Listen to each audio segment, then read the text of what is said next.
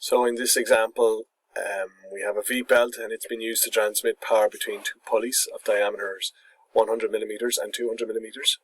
The distance between their centers being 1000 millimeters. The groove angle is 40 degrees and the coefficient of friction is 0.3.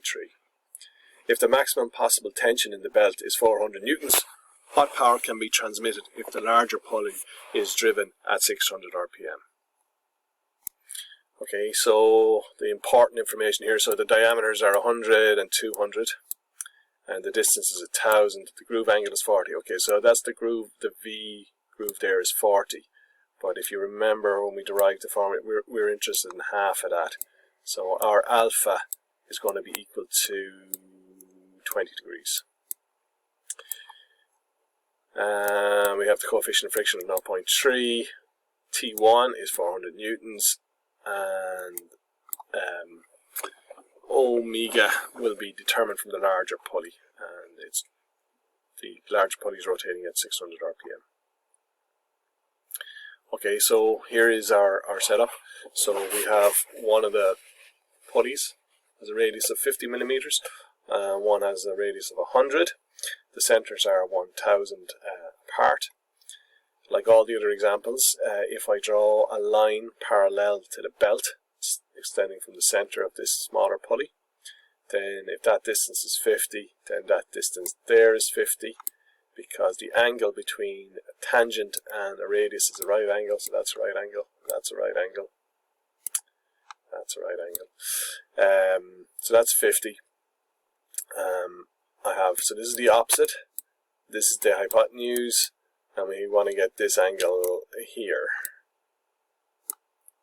So sine of this angle phi is 50, opposite over hypotenuse, which is 1000, so phi is equal to 2.86. So I'm going to do an extension straight up here and down here to get the lap angles. So the lap angle here is 180 degrees minus 2 times 2.86, so that works out to be 174 degrees or 3.04 radians. Okay, so the equation for a V-type belt, the ratio of T1 to T2 is E times mu theta times cosecant alpha. So if I plug in the values, well, T1 we were told is 400, mu is 0.3, theta is 3.04, and cosecant alpha, okay, so it was a 40 degree belt, but alpha is 20. So again, just noticing this is in radians and this is in degrees.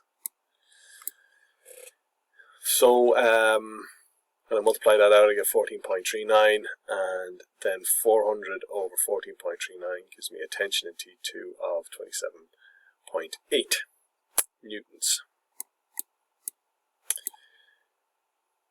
So the power then is T1 minus T2 times V. So I need to get V, because I have T1, I now have T2, and V is equal to omega R. Omega, we were told this was 600. I don't know why I have 300 there. That's 600. That is 60. Sorry, 600 revs per minute divided by 60 is revs per second. Multiply that by 2 pi. Gives me the radians per second, and the radius here is 0.1. So that works out to be 6.28 meters per second. Yeah, I just want to check that value. Yeah, look. So RPM was 600. So that's values right. So I have to make an amendment to my slides. Okay. So the power is 400 minus 27.8 newtons times V. We've worked out V to be 6.28. So then the power is 400 minus 27.8 times 6.28, which turns out to be 2.334 kilowatts.